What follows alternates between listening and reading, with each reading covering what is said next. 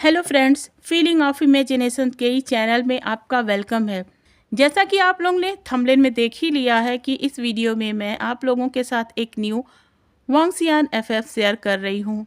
आप लोग थोड़ा हैरान होंगे कि मैंने अभी अपनी पिछली एफएफ को कंप्लीट नहीं किया है और न्यू शुरू कर दी है, पर जैसा कि आपको पता है मैं बहुत ही ज़्यादा इरेगुलर रही हूँ, जिस वजह से मेरी सब्सक्राइबर बिल्कुल नहीं है और लंबी गैपिंग के बाद वीडियो डालने की वजह से आप लोग भी बोर हो चुके होंगे।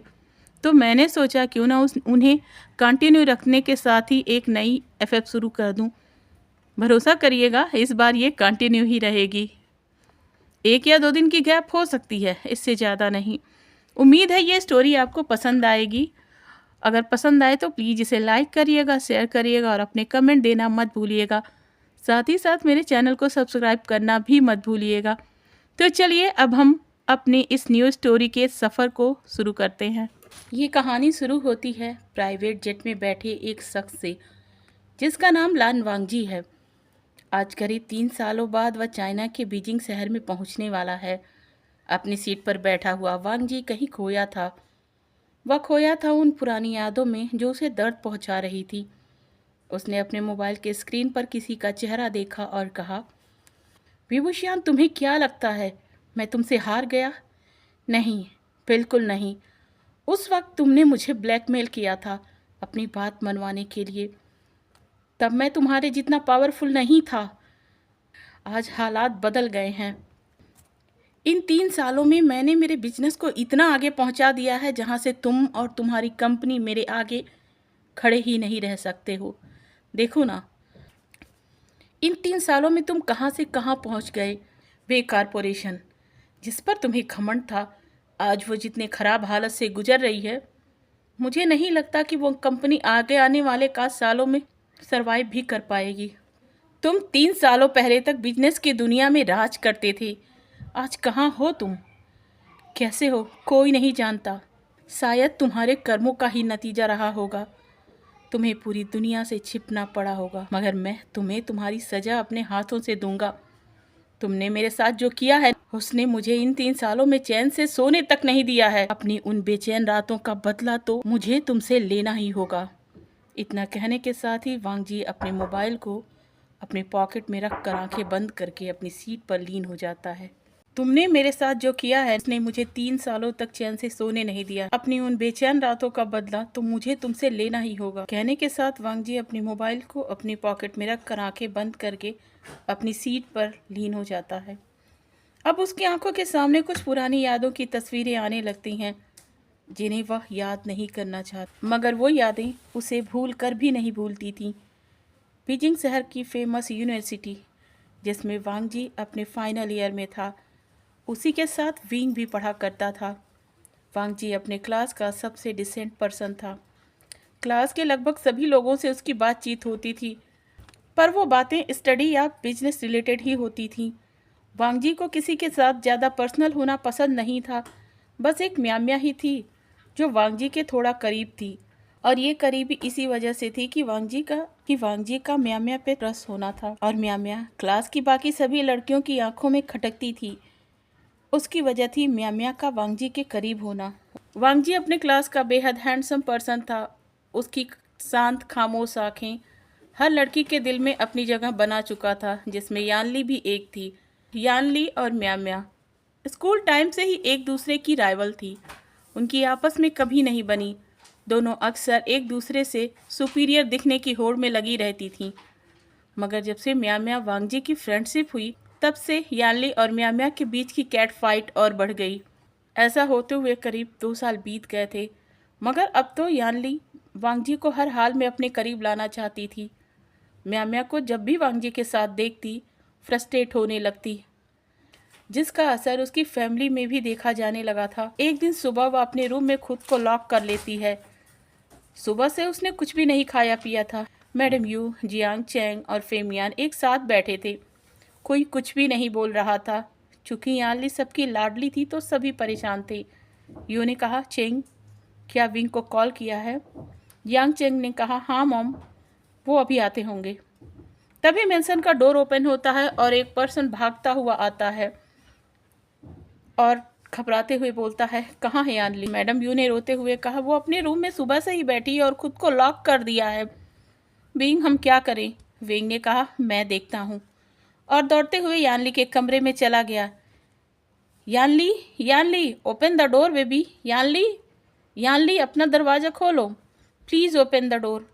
यानली के कानों में जब विंग की आवाज़ पड़ी तो उसने दरवाज़ा खोल दिया और दौड़ते हुए विंग से लिपट कर और कहने लगी, मैं मर जाऊंगी गगा अगर वो मुझे नहीं मिला। मुझे वो हर हाल में चाहिए गगा, मुझे हर हाल में चाहिए। उसकी सिसकियाँ बढ़ती जा रही थीं। विंग ने यानली के सर पर हाथ फेरते हुए कहा, प्लीज़ स्टॉप क्राइम बेबी, रोना बंद करो। तुम्हें क्या चाहिए बताओ मुझे। तुम्हारा ये भाई उससे भी कहीं ला कर देगा। सच भाई? हाँ हाँ, क्यों नहीं? क्या तुम्हें मुझ पर भरोसा नहीं है? यानली ने कहा, गगा मुझे तो बस आप पर ही भरोसा है। तो फिर अपने आंखों से इन आंसुओं को क्यों आने दे रही हो यानली? विंग ने भी कहा, नहीं आने देना चाहिए था ना बेबी। तुम अच्छे से जानती हो मैं तुम्हारी आंखों में आंसू बर्दाश्त नहीं कर सकता हूँ। विंग ने उसके सर पर हाथ फेरते हुए कहा। यानली ने सिसकते हुए कहा, जानती हूँ गगा। विंग ने बड़े प्यार से यानली के सर पर हाथ फेरा और उसे बेड पर बिठाते हुए कहा, तो फिर मेरे पास आना था ना, खुद को तकलीफ देने की क्या ज़रूरत थी? यानली ने अपना चेहरा झुकाते हुए कहा, गगा मैं आपको परेशान नहीं करना चाहती। तुम मुझे परेशान करती हो, ये सोचा भी कैसे? विंग ने बड़े आश्चर्य के साथ यानली की तरफ देखा, और अब आगे से ऐसा बिल्कुल मत करना। उसकी आंखों में वार्निंग दिखाई दे रही थी। उसने आगे कहा, चलो बताओ क्या चाहिए तुम्हें? वांग जी, यानली ने अपनी डार्क आंखों से विंग की तरफ देखते हुए कहा। कौन? वांग जी? क्या लान वांग जी? हाँ भाई, वही चाहिए मुझे। विंग की निगाहों के एक्सप्रेशन चेंज हो गए। विंग की निगाहों में देखकर यानली को थोड़ा सा अजीब फील हुआ। वह विंग की आंखों में झांकने लगी। विंग ने कहा, मगर? इसके आगे वह कुछ बोल ही पाता कि यानली ने कहा, जानती हूँ गगा आप यही कहना चाहते होगे। वह म्याम्या के साथ नजर आता है, मगर वो अभी ऑफिशियली एक नहीं हुए हैं, और मैं वांगजी से रिलेशनशिप में आने की बात नहीं कर रही, मैरिज की बात कर रही हूँ। विंग ने अपनी बेचैन आंखों से यानली की तरफ देखते हुए कहा, मैरिज? पर मैरिज बहुत बड़ी बात होती है यानली, उसके लिए थोड़ा टाइम देना चाहिए।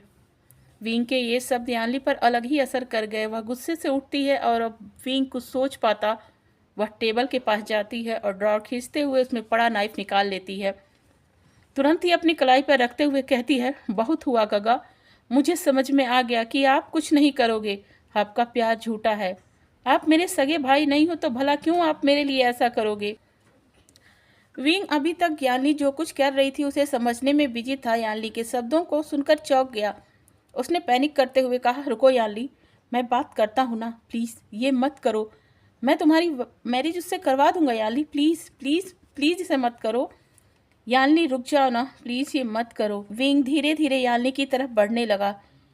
यानली विंग की बातों में खोई हुई थी और विंग ने कस कर यानली के हाथ को पकड़ लिया, जिसकी वजह से नाइफ उसके हाथों से दूर जाकर गिर गया। तुम पागल हो गई हो क्या यानली? यानली ने लगभग चिल्लाते हुए कहा, हाँ हाँ मैं पागल हो गई हूँ, मुझे वांगजी से मैरिज करनी है, मैरिज करनी है, नहीं तो मैं मर जाऊंगी गगा, मैं मर जाऊंगी। विंग ने यानली को कसकर गले से लगा लिया और कहा, मैं तुम्हारी मैरिज लान वांगजी से जरूर करवाऊंगा। सच में गगा? यानली ने विंग की तरफ स्माइल देते हुए कहा। विंग ने कहा, हाँ मैं ज़रूर करवाऊंगा। फिर वह यानली को खुद से दूर करता है और उसके फोरहेड पर किस करते हुए कहता है, तो चलो, तुम्हें भूख लगी होगी। एक बार फिर विंग ने यानली की बात मान ही ली। फेमियान ने हंसते हुए कहा, जो इस वक्त उसी रूम में आ रहे थे, तो चलो अब हम साथ में ही डिनर करते हैं। विंग ने फेमियान की तरफ देखा और यानली का हाथ पकड़ते हुए कहा, हाँ अंकल चलिए। यानली ठीक है। फेमियान ने कहा, ठीक क्यों नहीं होगी? उसकी विश जो तुमने पूरी कर दी होगी। विंग कुछ नहीं कहता है, बस वह यानली का हाथ पकड़कर डाइनिंग एरिया में आने लगता है। विंग जो वी कारपोरेशन का सीईओ था और साथ ही जियांग कारपोरेशन की भी हेल्प करता था, जियांग फैमिली उसके अंकल थे और जियांग चैंग यान ली दोनों उसके बच्चे थे। जियांग चैंग तो इसी साल अपनी पढ़ाई कंप्लीट कर अपनी कंपनी का CEO बना है। विंग के फादर और जियांग चैंग के फादर ब्रदर थे। दोनों ने एक साथ अपनी कंपनी खोली थी। दोनों की अच्छी बनती थी। विंग के पेरेंट्स की एक हादसे में डेथ हो गई जब वह केवल 10 साल का था और यही वजह थी कि उसे पढ़ाई के साथ अपना बिजनेस भी देखना पड़ता था और इन सब जिम्मेदारियों के कारण उसने अपना कॉलेज ड्रॉप आउट कर दिया था। पर जब जियांग चैंग बिजनेस संभालने लगा था तो विंग ने फिर से अपनी डिग्री कंप्लीट करने की सोची और फाइनल ईयर में एडमिशन करा लिया। वह भी यानली और वांगजी के साथ लास्ट ईयर में था। किसी को नहीं पता था कि विंग ही वे कॉरपोरेशन का CEO द वे वुशियान है। उसने यूनिवर्सिटी में खुद को विंग के नाम से इंट्रोड्यूस करवाया था, जिसकी वजह थी वह किसी लाइमलाइट में नहीं रहना चाहता था। उसने बगैर किसी शोर शराबे की अपनी जिंदगी जी है। कड़ी मेहनत और उसके अंकल की फैमिली ही उसकी जिंदगी का हिस्सा थे और जियांग्स फैमिली के लिए तो उसका प्यार इतना ज़्यादा गहरा था कि वह उनके लिए वह किसी की जान ले भी सकता था और अपनी जान दे भी सकता था। पूरी यूनिवर्सिटी भी इस बात को जान चुकी थी यानली के अडॉप्टेड ब्रदर हैं विंग। हाँ, सब विंग को यानली के अडॉप्टेड ब्रदर के नाम से ही जानते थे। यानली और यह भी जानते थे कि वह यानली को लेकर कितना ज्यादा पॉजिटिव है। यानली को छोटी से छोटी तकलीफ भी वह होने नहीं देता था। अगर किसी ने यानली को कुछ कहा तो वह उनकी वो हालत करता था कि वह अपने सपने में भी यानली को हर्ट नहीं कर सकते थे। विंग अपने क्लास में सबसे बड़ा था पर चेहरे की मासूमियत बरकरार थी। वह एक सीरियस पर्सन था। ऐसा नहीं था कि वह किसी से बातें नहीं करता था, वह सबसे बातें करता था जो उससे बातें करते थे। बस वह वांगजी ही था जिसे वह बात करना अवॉइड करता था। कुछ यही हाल वांगजी का भी था। उसे विंग कुछ खास पसंद नहीं था, साथ ही उसका खुद का नेचर भी इंट्रोवर्ट ही था। तो उन दोनों में आपस में कभी बात नहीं हुई। यही वजह थी कि यह र्यूमर था कि दोनों राइवल्स हैं, एक दूसरे को देखना भी नहीं चाहते। आज पार्टी थी। पार्टी वेंचाओ की तरफ से थी। वेंचाओ का बर्थडे था। इसी खुशी में वह पार्टी देता है। वेंचाओ की वांगजी और विंग दोनों से ही बनती थी तो उसकी पार्टी में दोनों ही आए थे। पार्टी छोटी सी थी, बस दोस्तों के बीच ही थी, मगर पार्टी का वेन्यू वे होटल में था जो वहाँ का सबसे बड़ा होटल था और वेंचाओ का फेवरेट भी था। पार्टी में गर्ल्स नहीं थी, बस बॉयज ही थे। ड्रिंक सर्व की जा रही थी, सब मज़े से ड्रिंक कर रहे थे। आधी रात हो गई थी। चूँकि सभी दोस्तों का रूम अलग अलग था तो ड्रिंक करने के बाद सब अपने रूम में जाकर सो जाते हैं। इस पार्टी को हुए 1 महीना बीत गया था। फाइनल एग्ज़ाम का आखिरी पेपर ख़त्म हो चुका था। सब अपनी लाइफ की न्यू जर्नी स्टार्ट करने की प्लानिंग कर रहे थे। वांगजी का भी कुछ यही हाल था। वांगजी के पास भी लैंड कारपोरेशन का बिजनेस संभालने का ऑप्शन था। उसके एक बड़े भाई थे जो बिजनेस को रन करा रहे थे। अंकल थे जिनके जीवन का बस एक ही लक्ष्य था, लोगों को शिक्षा ग्रहण करने की प्रेरणा देना। वो यूनिवर्सिटी उनके लिए बच्चे जैसा था जिसे वो अपने जीवन का आधार मानते थे। नियमों को मानने वाले एक साफ दिल के इंसान थे कुरैन, और अपने बच्चों को भी वैसी ही शिक्षा दी थी। वांगजी ने तो कुरैन के नक्शे कदम पर चलना भी शुरू कर दिया था। बस उससे एक ही गलती हुई थी, वह थी वेंचाओ के पार्टी में दोस्तों की जबरदस्ती के कारण ड्रिंक कर लेना। और उसकी एक छोटी सी गलती का उसके फ्यूचर में क्या रोल होने वाला है, इस बात से बेखबर वह अपने बेड पर लेटा हुआ था कि उसके मोबाइल पर एक मैसेज आता है। उसने मैसेज ओपन किया। उसमें लिखा था, मैंने तुम्हें एक पार्सल भेजा है, खुद रिसीव करो। नंबर अननोन था। वांगजी ने कहा, ये किसका नंबर है और पार्सल किसने भेजा होगा रात के 10 बजे? और ये इंसान खुद रिसीव करने के लिए इतना प्रेशर क्यों डाल रहा है? क्या मुझे सच में रिसीव करना चाहिए? क्या पता कोई मेरे साथ प्रैंक कर रहा हो। वांगजी इसी उधेड़बुन में लगा हुआ था कि उसके डोर पर नॉक होती है। वांगजी ने कहा, कम इन। सर्वेंट अंदर आया। उसने कहा, कोई मेंशन के बाहर है जिसे आपसे मिलना है। उसने कहा कि वह आपसे ही मिलना चाहता है और आप ही को पार्सल देना चाहता है। क्या? वांगजी हड़बड़ाकर उठ गया। अब तक जो चीज उसे मजाक लग रही थी वही अब उसके हड़बड़ाहट का कारण बनने लगी। उसने कहा, ठीक है, मैं चलता हूँ। वांगजी मेंशन के बाहर आता है, मगर अकेला नहीं। 2 गार्ड्स उसके अगल बगल उसे प्रोटेक्ट करते हुए खड़े थे, मगर थोड़ी दूरी मेंटेन किए थे। वांगजी आगे बढ़ता है, उस डिलीवरी बॉय को देखता है। वो ऊपर से नीचे तक अपने कोल्ड निगाहों से उसे स्कैन करता है। उस डिलीवरी बॉय की धड़कन तो मानो रुकने को ही तैयार थी। उसने अपने कांपते हाथों से वो पार्सल वांगजी की तरफ बढ़ा दिया। वांगजी देख रहा था उसके हाथ कैसे कांप रहे थे। वांग जी ने उसे उसके हाथों से ले लिया। वो एक एनवलप था। डिलीवरी बॉय ने जैसे ही उसे वो पकड़ाया, अपने कांपते पैरों के साथ अपने स्कूटर की तरफ तेजी से बढ़ गया और उसे स्टार्ट करके वहां से 9-2-11 हो गया। वांग जी एक सेकेंड के लिए उस लिफाफे को घूरता है और फिर अपने मेंशन के अंदर पहुंच जाता है। कुछ सेकंड बाद वह अपने बेड पर था और उसकी उंगलियां एक फोटोग्राफ पर थी जिसमें वह और विंग दोनों इंटीमेट पोजीशन में दिख रहे थे। उसका फेस एकदम क्लियर दिख रहा था। वांग जी की आंखों में एकदम से गुस्सा उतर आया। उसने कहा, ये क्या है? What the fuck? किसने किया है? ये क्या मजाक है? उसने देखा उस फोटोग्राफ के साथ एक लेटर भी आया हुआ है। उसमें लिखा था, लान वांग जी, अगर तुम चाहते हो कि ऐसी ढेर सारी तस्वीरें सोशल मीडिया में ना जाए तो तुम्हें मेरे दिए हुए पते पर मिलना होगा। और एक बात, ये फोटोग्राफ बिल्कुल ओरिजिनल है, जो वेंस की पार्टी की रात है जब तुम ड्रंक थे। इसे फेक समझने की भूल बिल्कुल मत करना, बिल्कुल मत करना। और इसी तरह के कई फोटोज हैं मेरे पास। नीचे एक पता था जो कि एक रेस्टोरेंट का था। वांग जी की आंखें गुस्से से लाल थी, हाथ कांप रहे थे। उसे बहुत ही ज़्यादा डर लग गया, अपनी लान फैमिली के रेपुटेशन के ख़त्म होने का डर। उसकी आंखों के सामने उसके अंकल, उसके ब्रदर का चेहरा घूमने लगा। उसके दिल की धड़कन कितनी रफ्तार से बढ़ गई थी वह भी नहीं समझ पा रहा था। पूरी रात वह जगा रहा। उसकी ओवर थिंकिंग उस पर हावी होने लगी थी। अगर ऐसा हुआ तो क्या होगा? अगर उनको पता चल गया तो क्या होगा? अंकल अंकल अपनी निगाहें किसी के साथ कैसे मिलाएंगे? उनके ब्रदर, जिन्होंने अपनी लाइफ के 35 साल सिर्फ और सिर्फ उसके लिए जिए हैं, वो क्या सोचेंगे? और लान बिजनेस का क्या होगा जिसके लिए उनके भाई ने दिन रात एक किया हुआ है? वांग जी की आंखों से नींद गायब थी। उसका सर फट रहा। उसे अपने आप पर गुस्सा आ रहा था। क्यों मैंने ड्रिंक को लिया? क्यों लिया ड्रिंक को? वांग जी का मन कर रहा था कि काश वह उस समय में वापस चला जाए और फिर जाकर खुद को ड्रिंक करने से मना करे, मगर ऐसा हो नहीं सकता था। अब किया जा सकता है? उसके हाथ में कुछ भी नहीं था सिवाय उस शख्स से मिलने की। हाजलान वांग जी की आंखों में गुस्सा था, बेबसी थी। उसका दिल कर रहा था कि सामने वाले शख्स के चेहरे पर ऐसा पंच दे कि वह पूरी लाइफ ना उठ पाए, जिसकी उसकी वजह से उसकी लाइफ में कल की खतरनाक रात आई थी। उसने सोच लिया था जो कुछ भी हो जाए उस शख्स को छोड़ेगा नहीं जो लान वांग जी को ब्लैकमेल करने की हिम्मत कर रहा है। यही सोचते वक्त उसके कदम उस रेस्टोरेंट में बढ़ने लगे, मगर उसके कदम उस प्राइवेट रूम में आकर तब ठिठक गए जब उसने सामने की तरफ देखा। विंग, यह शब्द अचानक से उसके मुंह से निकल गया। विंग ने अपने कोल्ड एक्सप्रेशन के साथ कहा, नहीं मिस्टर लान, आप विंग से नहीं बल्कि वे कारपोरेशन के सीईओ वे भूशियान से मिल रहे हैं। यह नाम सुनते ही वांग जी के फेशियल एक्सप्रेशन बदलने लगे। गुस्से की जगह हैरानी ने ले लिया। विंग वांग जी के इस हैरानी भरे एक्सप्रेशन को समझ गया। उसने कहा, मिस्टर लान वांग जी, हमें बातें करनी होंगी। वांग जी एक बार फिर से अपने होश में आया और बैठ गया।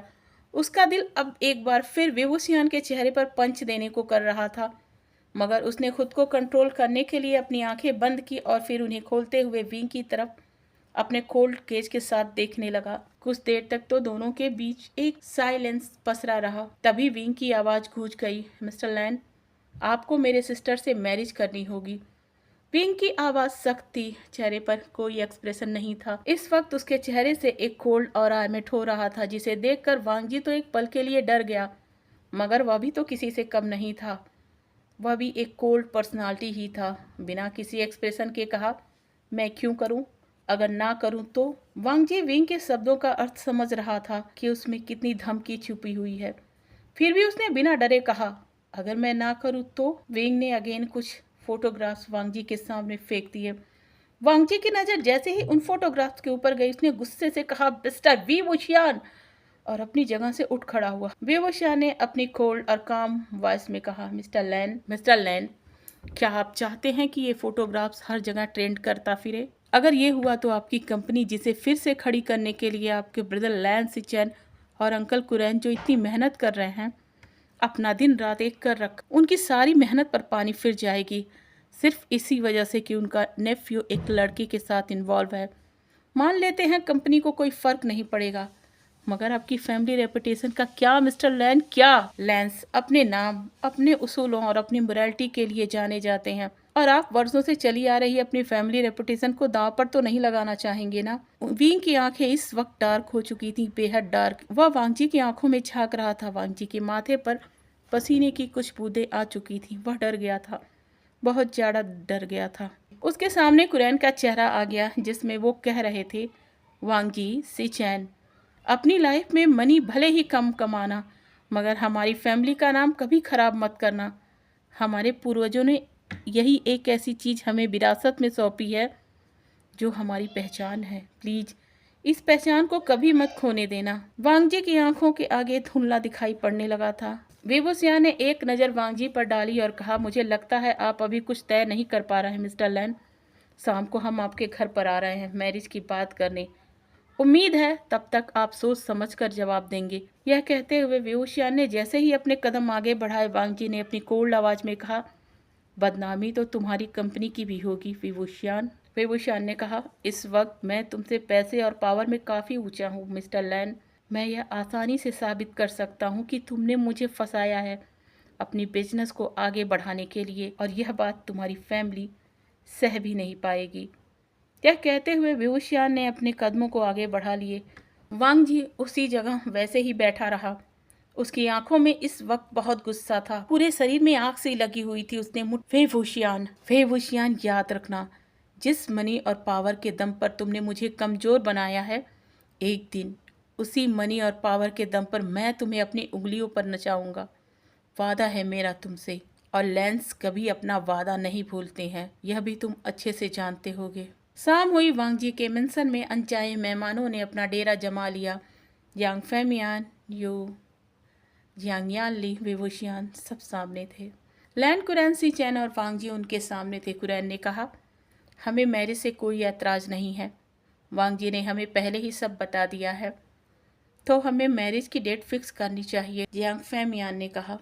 कुरैन ने थोड़ा सीरियस आवाज़ में कहा, हम मैरिज अभी नहीं करना चाहते हैं। यानली ने जब ये सुना तो उसने हड़बड़ाकर वेबुसियान की तरफ देखा, जो इस वक्त अपनी भौहें सिकोड़े वांगजी को देख रहा था। वह अभी आगे कुछ बोल पाता कि कुरैन ने कहा, मिस्टर फेमियान, कि अभी इंगेजमेंट की जाए, मैरिज नहीं। वह हमारी कंपनी को फॉरेन में भी डेवलप करना चाहता है और वहीं से अपनी आगे की स्टडीज़ को भी जारी रखना चाहता है। हमारे लिए मैरिज एक बहुत बड़ी रिस्पॉन्सिबिलिटी होती है मिस्टर जियांग फेमियान। यही वजह है कि सिचैन की मैरिज भी हमने अभी तक नहीं की है, जबकि उसकी फियांसे है। उसे ये पता है, उसने भी इंतज़ार किया है। अब जबकि काफ़ी हद तक सिचैन ने कंपनी को आगे बढ़ा दिया है, तो हम चाहते हैं उसकी मैरिज कर दी जाए। वांगजी की इंगेजमेंट और सिचैन की मैरिज हम एक साथ करना चाहते हैं। इसके बाद जब वांगजी अपनी स्टडीज़ को पूरी कर कंपनी संभाल ले तो उसकी मैरिज कर दी जाएगी। आपकी क्या राय है मिस्टर जियांग फेमियान? फेमियान ने वेबुसियान की तरफ देखा, जिसने अपना सर हाँ में हिला दिया। फेमियान ने कहा, मुझे कोई आपत्ति नहीं है। कुरैन ने कहा, तो फिर ठीक है, नेक्स्ट वीक सिचैन की मैरिज डेट पर ही वांगजी और जियांग यानली की इंगेजमेंट कर देंगे। जियांग फेमियान ने कहा, तो हम चलते हैं, हमें भी तो इंगेजमेंट की तैयारी करनी है। दोनों फैमिलीज एक दूसरे को बो करती है और फिर वहाँ से जियांग्स फैमिली चली जाती है। वेबुसियान पूरे समय कोल्ड बना रहा। वही हाल वांगजी का भी था, मगर वांगजी की कोल्ड आंखों में कितनी नफरत वेबुसियान के लिए भरी थी, वेबुसियान अंदर तक महसूस कर सकता था। आखिरकार वो रात आ ही गई जब सिचैन और वेंचिंग की मैरिज हो गई, और साथ ही में वांगजी और यानली की इंगेजमेंट भी। आज ही वांगजी को स्टेट के लिए निकलना था। उसने सबसे विदाई ली और एयरपोर्ट की तरफ बढ़ गया, मगर आज उसकी कार को वेबुसियान ड्राइव कर रहा था। एयरपोर्ट पर आते ही वांगजी कार से उतर गया, साथ में वेबुसियान भी उतर चुका। वह कार के बाहर खड़ा था। वांगजी ने एक नज़र वेबुसियान की तरफ डाली। उसकी निगाहों में वेबुसियान के लिए कितनी ज़्यादा नफरत थी, इस वक्त उसे देखकर कोई भी कह सकता था, मगर वेबुसियान को कोई असर नहीं पड़ा। वांगजी चला गया। बहुत कुछ बदल गया था। आज वांगजी सालों बाद चाइना फिर वापस आ रहा था।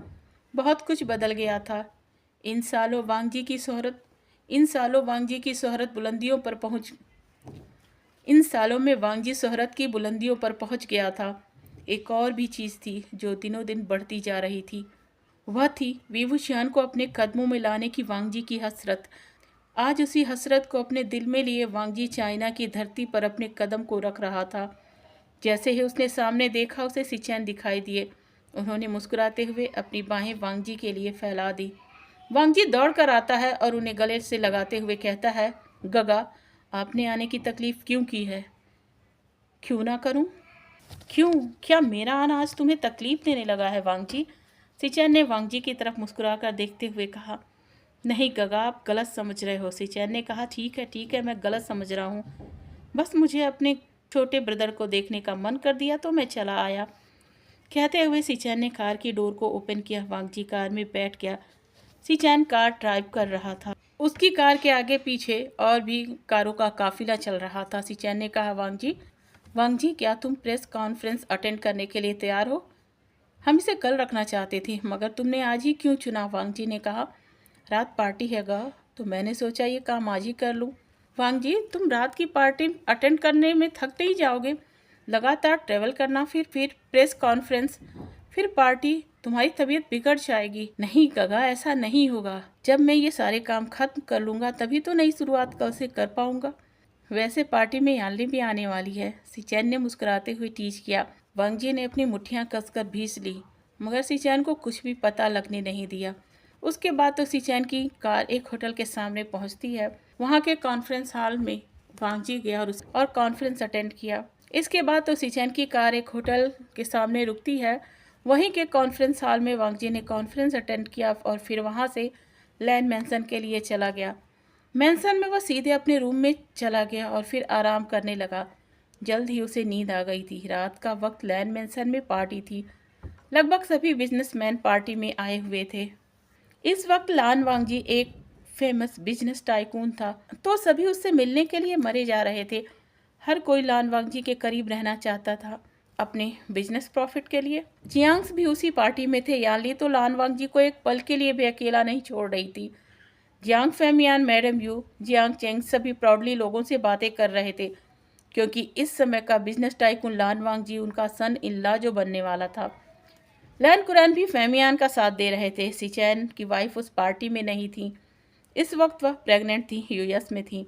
सिचैन भी सभी बिजनेसमैन को अटेंशन दे रहे थे, मगर वांगजी के मन में बस एक ही बात चल रही थी, वीवो शियान क्यों नहीं है इस पार्टी में, और इसकी कंपनी की कोई बात भी क्यों नहीं हो रही है। वांग जी की हालत बुरी हो रही थी। उसका फ्रस्ट्रेशन लेवल बढ़ता जा रहा था। ओके फ्रेंड्स, तो मैं आज की वीडियो यहीं पर एंड करती हूँ। नेक्स्ट वीडियो में जल्दी ही मिलते हैं। Thank you.